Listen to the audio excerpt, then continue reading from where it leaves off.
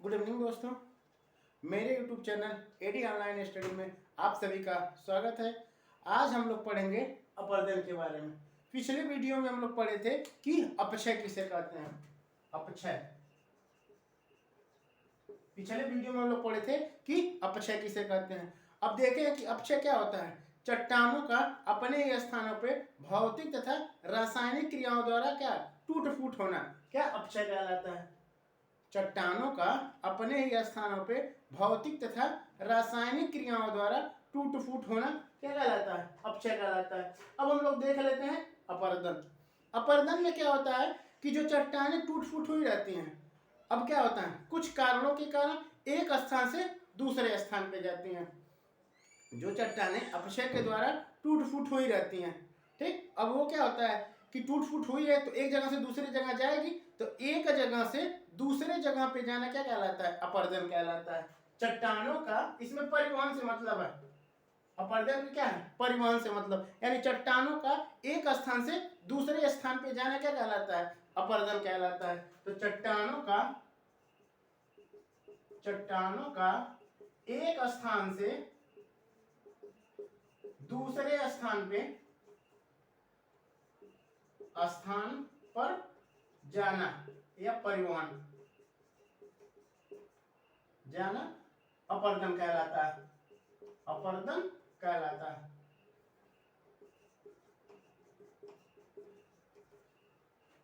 कि अपक्षय के द्वारा हम लोग क्या देखेंगे कि जब चट्टानें की टूट फूट होती है तो क्या कहलाता है, अपक्षय कहलाता है। अब जब चट्टानें टूट फूट हुई हैं तो क्या छोटे छोटे टुकड़ों में अगर टूटी हैं तो उनका क्या होगा, परिवहन होगा, यानी एक स्थान से दूसरे स्थान पे जाएंगी। तो जब वही एक स्थान से दूसरे स्थान पे जाती हैं तो वही क्या कहलाता है, अपरदन कहलाता है। तो चट्टानों का एक स्थान से दूसरे स्थान पे जाना क्या कहलाता है, अपरदन कहलाता है। अब वैसे तो जाएंगी नहीं, कुछ कारण होंगे कि कुछ कारणों के द्वारा जाएंगी ना, तो अपरदन को प्रभावित करने वाले कारक या अपरदन के कारक, अपरदन के कारक, यानी किस कारणों से अपरदन होता है। अब ऐसा तो है ना कि ऑटोमेटिक चला जाएगा, कुछ ना कुछ कारण होगा, किसी के माध्यम से जाएगा। जैसे परिवहन में भी होता है तो क्या होता है, परिवहन अपने आप होता नहीं है, कुछ साधन होते हैं। तो उसी प्रकार क्या होता है, चट्टानों का जब एक स्थानों से दूसरे स्थान पे जाती है तो क्या कहलाती है, अपरदन। एक स्थानों से जब दूसरे स्थानों पे जाती है तो क्या कहलाती है, अपरदन। तो कुछ साधन होंगे जाने के लिए, ऐसा तो है ना कि वो ऐसे चला जाएगा। तो क्या है, कुछ साधन होते हैं, तो वही क्या होते हैं, अपरदन के कारक। जैसे नदी के द्वारा अपरदन क्या होता है, नदी के द्वारा क्या होता है, सबसे अधिक होता है। जैसे हम लोग देखते हैं कि अगर पहाड़ों पे क्या है, अगर चट्टानों की टूट फूट हुई रहती है, ठीक, तो सामान्यतः देखा जाता है कि जो नदियां निकलती हैं क्या निकलती हैं, पहाड़ों से ही निकलती हैं। तो जब पहाड़ों से निकलती हैं तो काट छांट करते हुए, पहाड़ों से जब निकलती हैं चट्टानों को क्या है, तोड़ते हुए आती हैं। और उसके बाद बहुत सारे मलबे हैं, मिट्टी है, कंकड़ है, पत्थर है, उसको क्या करती है, एक स्थान से दूसरे स्थान पे ले जाती है। तो जब वही एक स्थान से दूसरे स्थान पे ले जाएगी तो वही क्या कहलाएगा, अपरदन। यानी चट्टानों का एक स्थान से दूसरे स्थान पे जाना क्या कहलाता है, अपरदन। तो पहला कारण क्या हो जाएगा, नदी के द्वारा या जल के द्वारा। बारिश भी होती है, ठीक। तो बारिश के भाई जैसे हम लोग सामान्यतः देखे हैं कि बारिश जब होती है तो मिट्टी क्या है, मिट्टी कट के, बारिश के माध्यम से कट के क्या होती है, कटाव होती है और एक स्थान से दूसरे स्थान पे जाती है। तो वो क्या कहलाता है, अपरदन कहलाता है। तो इसमें क्या हो जाएगा, नदी के द्वारा। पहला कारक में देखेंगे तो क्या है, नदी के द्वारा क्या होती है, या जल के द्वारा चट्टाने या मिट्टी एक स्थान से दूसरे स्थान पे जाती है। अब देखते हैं दूसरा किसके द्वारा जाएगी, तो दूसरा हो जाएगा पवन के द्वारा या हवा के द्वारा। अब हम लोग हवा जब तीव्र गति से चलती है तो देखते हैं कि मिट्टी, धूल, छोटे छोटे कंकड़ पत्थर उड़ते हैं ना हवा के। जब तेज झोंके चलते हैं, हवा तेज चलती है तो क्या होती है, छोटी छोटी कंकड़ पत्थर मिट्टी क्या होती है, उड़ा के एक स्थान से दूसरे स्थान पे ले जाती है। मिट्टी, तो यही क्या कहलाती है, जब एक स्थान से दूसरे स्थान पे ले जाएगी तो वो भी क्या कहलाएगा, अपरदन। तो पहले देखें क्या है, नदी के द्वारा या जल के द्वारा। तो जल क्या करती है, चट्टानों को, मिट्टी को, कंकड़ पत्थर को ये क्या करती है, एक स्थान से दूसरे स्थान पे ले जाती है। तो ये भी क्या कहलाता है, अपरदन कहलाता है। उसी प्रकार क्या है, हवा भी जब आंधी तेज चलती है तो उसमें भी क्या होता है, मिट्टी, चट्टाने, छोटे छोटे कंकड़ पत्थर ये क्या होते हैं, एक स्थान से दूसरे स्थान पे उड़ा के ले जाती हैं। तो ये क्या कहलाता है, अपरदन कहलाता है। तो पहले कारक में दे दिया क्या है, नदी के द्वारा या जल के द्वारा, यानी जल से क्या, जल एक कारक है अपरदन का, यानी नदी जब बह रही है तो क्या है, अपरदन हो रहा है। अगर नदी नहीं बहती तो अपरदन नहीं होता। दूसरा कारण क्या है, हवा द्वारा, यानी हवा चल रही है तो क्या हो रहा है, अपरदन हो रहा है। तो ये भी एक कारण है। उसके बाद देख लेते हैं हम लोग, तीसरा है भूमिगत जल।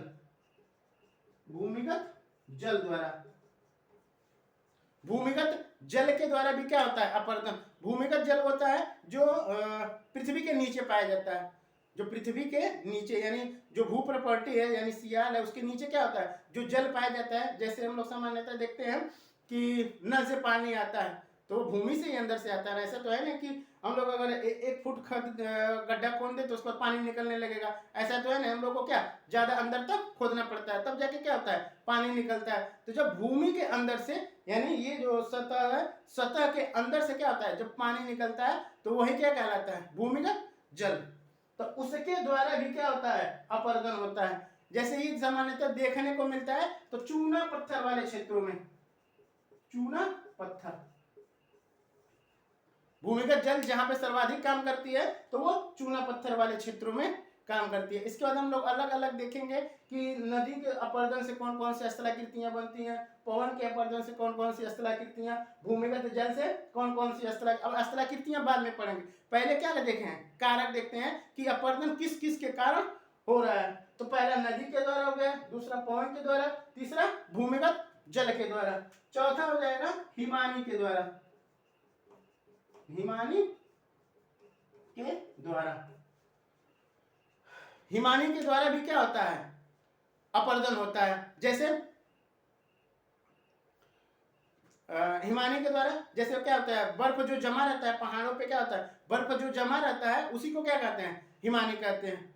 जो पहाड़ों पे या पर्वतों पे क्या है, बर्फ के जमा होते हैं उसी को क्या कहते हैं, हिमानी होते हैं। अब हिमानी क्या होता है, जब वो खिसकते हैं हिमानी, जैसे मान लीजिए हिमानी नीचे का पिघला तो क्या हुआ, हिमानी टूट के नीचे आती है। तो जब टूट के नीचे आती है तो वो भी अपने साथ क्या होती है, कंकड़ पत्थर, मिट्टी, ये सब बहा के ले जाती है। हिमानी क्या करती है, बहा के ले जाती है। तो ये भी क्या है, एक प्रकार का कारक है अपरदन का। इससे भी क्या होता है, अपरदन होता है। उसके बाद देखते हैं हम लोग सागरी लहरें।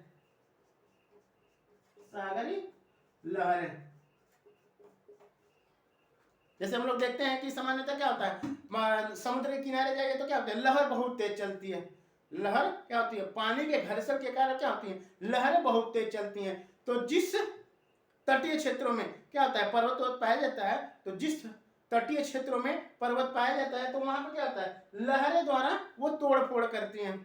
लहरें क्या होती हैं, पहले तट की तरफ आती हैं तेजी से, उसके बाद पत्थरों पे या चट्टानों पे दबाव डालती हैं, उसको क्या करती हैं, तोड़ती हैं। जब तोड़ती हैं तो पुनः लहरें क्या होती हैं, वापस जाती हैं समुद्र में। ऐसा काम चलता है कि एक बार आगे आती हैं, एक बार पीछे जाती हैं। तो जब लहरें क्या होती हैं, आगे आती हैं, तट की तरफ आती हैं, तो क्या होती हैं, दबाव डालती हैं, चट्टानें टूट जाती हैं। और वहीं जब पीछे जाती हैं तो चट्टानें क्या होती हैं, जो चट्टानें टूटी रहती हैं उसको क्या करती हैं, अपने साथ बहा के अंदर लेके चली जाती हैं। तो ये भी एक कारण है क्या है, अपरदन होने का।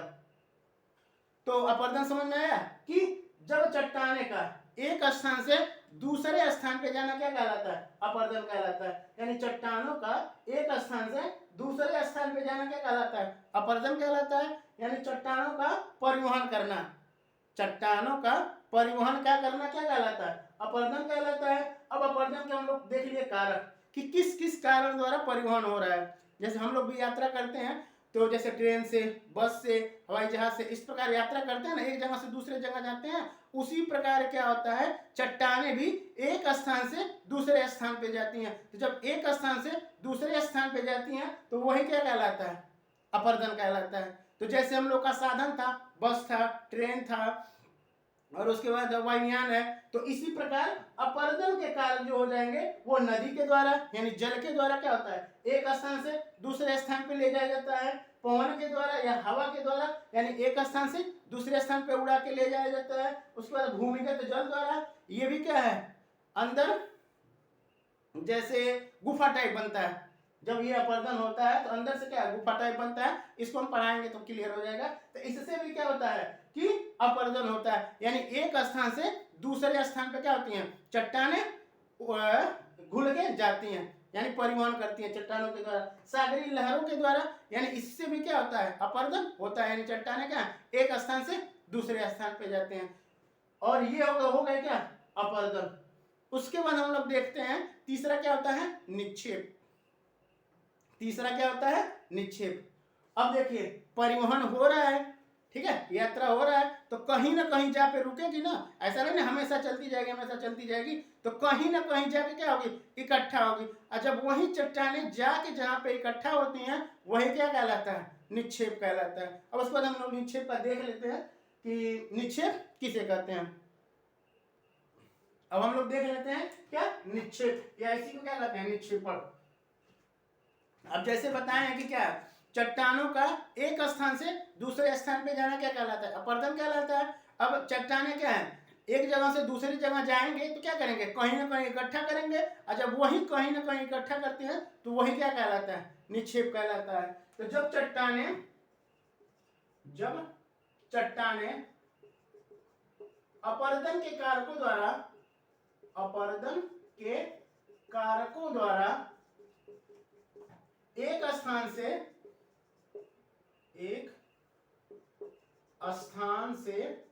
दूसरे स्थान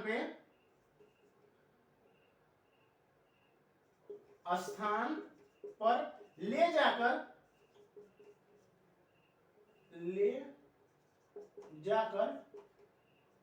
इकट्ठा होते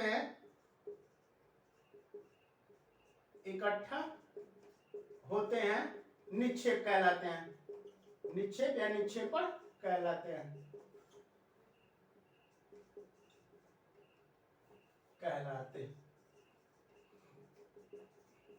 यानी चट्टानों का क्या है, चट्टानों का अपरदन के कारकों द्वारा, यानी अपरदन के कारक क्या था, नदी था, उसके बाद पवन था, उसके बाद हिमानी था, भूमिगत जल था तथा सागरीय लहरें थी। तो इसके कारण यानी जब चट्टानें अपरदन के कारकों यानी नदी, उसके बाद हवा, हिमानी, भूमिगत जल तथा सागरीय लहरों के द्वारा एक स्थान से दूसरे स्थान पे ले जाके क्या करना, इकट्ठा करना, यानी जमाव होता है, जमाव यानी एक स्थान से दूसरे स्थान पे ले जाकर करती है, जमाव जब होती है तो वही क्या कहलाती है, निक्षेप कहलाती है। तो नदी भी जब ले जाती है, तो जैसे हम लोग देखें अगर पहाड़ों से नदियां उतरती हैं, मान लीजिए पहाड़ है, पहाड़ों से उतरती हैं तो क्या होती है, नदियां समुद्र में जाके मिलती हैं। नदियां क्या है, पहाड़ों से उतरती हैं तो क्या होती है, समुद्र में जाके मिलती हैं। तो हम लोग देखे होंगे नदियां जब समुद्र में जाके मिलती हैं तो उसके पहले क्या होती हैं, जो मिट्टी, अवसाद, उसके बाद छोटे छोटे कंकड़ पत्थर ये रहती है, क्या करती हैं, तट पे जमा कर देती हैं, सागरों के किनारे तट पे जमा कर देती हैं। तो इसी को हम लोग क्या कहते हैं, डेल्टा। इसी को हम लोग क्या करते हैं, डेल्टा। जैसे भारत के संदर्भ में समझे तो जो गंगा नदी है क्या हिमालय से निकलती है, यानी उत्तराखंड से निकलती है, ठीक, उसके बाद उत्तराखंड से बहते हुए उत्तर प्रदेश, पश्चिम बंगाल और उसके बाद बिहार होते हुए क्या बांग्लादेश में होते हुए क्या बंगाल की खाड़ी में गिरती है। तो बंगाल की खाड़ी में गिरने से पहले क्या बनाती है, एक डेल्टा बनाती है, एक डेल्टा बनाती है जिसे सुंदरवन डेल्टा कहते हैं। तो क्या कर रही है, यहाँ से जब पहाड़ों से निकलती है मैदानी क्षेत्र से जाती है तो क्या करती है, बहुत भारी मात्रा में क्या अवसाद लेके जाती है। नदियों में क्या होती है, बहुत भारी मात्रा में अवसाद, मतलब क्या, वही मिट्टी, बहुत भारी मात्रा में क्या है, मिट्टी लेके जाती है और समुद्र के किनारे क्या करती है, जमा कर देती है। इसलिए जमा कर देती है कि क्योंकि क्या है, नदी का वेग क्या हो जाता है, कम हो जाता है। जैसे जैसे यहाँ पे रहता है तो नदी क्या होती है, युवा अवस्था में रहता है, पहाड़ों से जब उतरती है तो इसका वेग क्या होता है, ज्यादा होता है, और जैसे जैसे ये दूरी तक जाती है तो उसका वेग क्या हो जाता है, कम हो जाता है। और जब वेग कम हो जाता है तो जो उसके साथ अवसाद, मिट्टी, कंकड़ पत्थर ये गए रहते हैं वो क्या होते हैं, एक जगह इकट्ठा होने लगते हैं। तो जब वही इकट्ठा होती है तो वही क्या कहलाती है, निक्षेप कहलाती है। तो उसी से क्या बनता है, डेल्टा। ठीक। अब उसी प्रकार पौने भी होती हैं। पौने भी क्या करती हैं, ये ज्यादातर मरुस्थलीय क्षेत्रों में देखने को मिलती हैं कि मरुस्थलीय क्षेत्रों में क्या है, जब हवा चलती है तो बालू क्या करती है, एक किनारे से उठा के दूसरे किनारे पे लेके जमा कर देती है, जिससे क्या निर्माण होता है, बालू का स्तूप निर्माण होता है, बालू का स्तूप। तो इसके द्वारा हम लोग निर्मित स्थलाकृतियां देखेंगे कि कौन कौन से अपर्दन के कारण स्थलाकृतियां बनती हैं तथा कौन कौन से निक्षेप के कारण स्थलाकृतियां बनती हैं। तो ये लोग अगले वीडियो में हम लोग देखेंगे। तो इस वीडियो में हम लोग देखें कि अपक्षय किसे कहते हैं, अपर्दन किसे कहते हैं तथा निक्षेप किसे कहते हैं, और अपर्दन के कौन कौन से कारक हैं। अब इसके बाद हम लोग अगले वीडियो में देख लेंगे कि अपर्दन के द्वारा यानी नदी के द्वारा निर्मित होने वाली स्थलाकृतियां, यानी नदी के द्वारा कौन कौन सी स्थलाकृतियां निर्मित हो रही हैं। Thank you.